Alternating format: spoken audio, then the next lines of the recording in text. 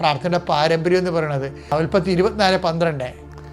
അനന്തരം അവൻ പ്രാർത്ഥിച്ചു. അവൻ അനന്തരം ഈ ഭൃത്യനാണ്. അനന്തരം ഈ ഭൃത്യൻ പ്രാർത്ഥിച്ചു, എന്റെ യജമാനനായ അബ്രാഹത്തിന്റെ ദൈവമായ കർത്താവേ. എന്ത് രസം കേൾക്കാൻ. അബ്രാഹത്തിന്റെ ദൈവമായ കർത്താവേ, ഇന്ന് എന്റെ ദൗത്യം അങ്ങ് വിജയിപ്പിക്കണമേ.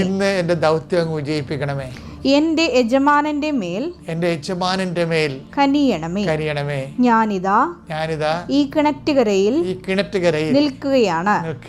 ഇന്നാട്ടിലെ പെൺകുട്ടികൾ വെള്ളം കോരാൻ വരുന്നുണ്ട്. നിന്റെ കുടം താഴ്ത്തി തരിക, ഞാൻ കുടിക്കട്ടെ എന്ന് പറയുമ്പോൾ ഇതാ കുടിച്ചുകൊള്ളുക.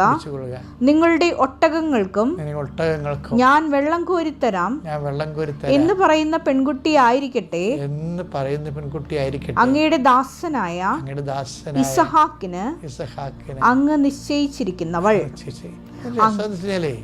ഈ ദൈവ സന്ദേശം സ്ഥിരീകരിക്കാൻ വേണ്ടി ദൈവ പൈതലുകള് പണ്ട് മുതലേ അടയാളങ്ങൾ എന്ന് പറയണത് ദൈവഹിതമാണോ അല്ലയോ എന്നറിയാൻ വേണ്ടി മനുഷ്യർക്ക് ദൈവത്തോട് ഇൻട്രാക്ട് ചെയ്യാൻ പറ്റും. നമ്മൾ ചെയ്യുന്ന കാര്യങ്ങൾ ഇത് തന്നെയാണോ, ഈ വിഷയം ദൈവഹിതമാണോ? ദൈവഹിതമാണെങ്കിൽ അതിന് ഇന്ന ഫീച്ചേഴ്സ് ഉണ്ടാകും. ദൈവഹിതത്തോട് നമ്മൾ വളരെ ഇൻറ്റിമസി ഉള്ളവരെ വെച്ചാൽ ഈ ആധ്യാത്മിക ജീവിതം എന്ന് പറയുന്നതിൻ്റെ അർത്ഥം എന്ന് വെച്ച് കഴിഞ്ഞാൽ ഭക്ത ജീവിതവും അനുഷ്ഠാന ജീവിതവും അല്ല. നമ്മളൊക്കെ പാലിക്കണമെന്ന് ഭക്ത ജീവിതവും അനുഷ്ഠാന ജീവിതമാണ്. അത് ആധ്യാത്മിക ജീവിതമാണ് നിർബന്ധമൊന്നുമില്ല. ആധ്യാത്മിക ജീവിതം എന്ന് പറയുന്നത് ദൈവമായിട്ട് ബന്ധമാണ്. ആ ബന്ധമുള്ളവരെ നല്ല ബന്ധമുള്ളവരെ ഇൻട്രാക്ട് ചെയ്യും, സംസാരിക്കും, അതുപോലെ വിശുദ്ധിയോടെ ജീവിക്കും, അങ്ങനെ കരുതലോടെ ജീവിക്കും. അപ്പം അതുപോലെ തന്നെ ദൈവം നമ്മളോട് സംസാരിക്കുമെന്നും അതിന് കോൺക്രീറ്റായിട്ട് നമുക്ക് എവിഡൻസ് തരുമെന്നും കൃത്യമായ തെളിവുകൾ തരുമെന്നും ആഴത്തിൽ വിശ്വസിക്കുന്നവർക്ക് തീർച്ചയായിട്ടും ദൈവം തെളിവുകൾ കൊടുക്കുന്നുണ്ട്. എല്ലാ കാലത്തും കൊടുക്കും, ഒരു സംശയമില്ല. ഈശോ പറഞ്ഞു ചോദിക്കുന്നവർക്കൊക്കെ കൊടുക്കുക എന്ന് പറഞ്ഞില്ലേ?